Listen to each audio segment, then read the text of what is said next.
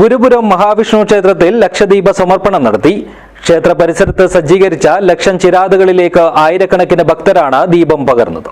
This news sponsored by ഗുണമേന്മയോട് കൂടിയ ഉൽപ്പന്നങ്ങൾ മിതമായ നിരക്കിൽ Sreekrishna hardwares MG road Kasaragod. ഞായറാഴ്ച ത്രിസന്ധിയിൽ ഗുരുപുരത്തപ്പന്റെ മുന്നിൽ ആയിരക്കണക്കിന് ഭക്തർ ലക്ഷദീപം തെളിയിച്ച് ക്ഷേത്ര പരിസരം പ്രഭാപൂരിതമാക്കി. ക്ഷേത്രം തന്ത്രി IK കൃഷ്ണദാസ് വാഴുന്നവർ ആദ്യ ദീപം തെളിയിച്ചു.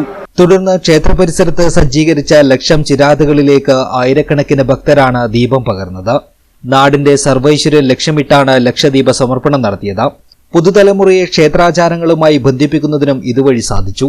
ഓരോ ഭക്ത കുടുംബത്തിൽ നിന്നുള്ള എല്ലാ അംഗങ്ങളുടെയും പേരിൽ ഓരോ വിളക്ക് തെളിയിക്കുന്നതായിരുന്നു ചടങ്ങ്.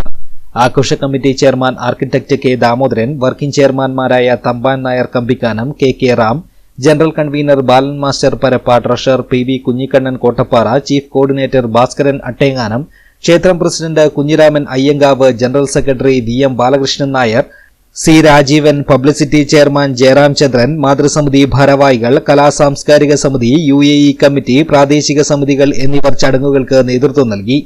തുടർന്ന് നടന്ന ബാലചന്ദ്രൻ കൊട്ടോടിയുടെ പുല്ലാങ്കുഴൽ വായന ഭക്തമനസ്സുകൾക്ക് ഹൃദയസ്പർശിയായി.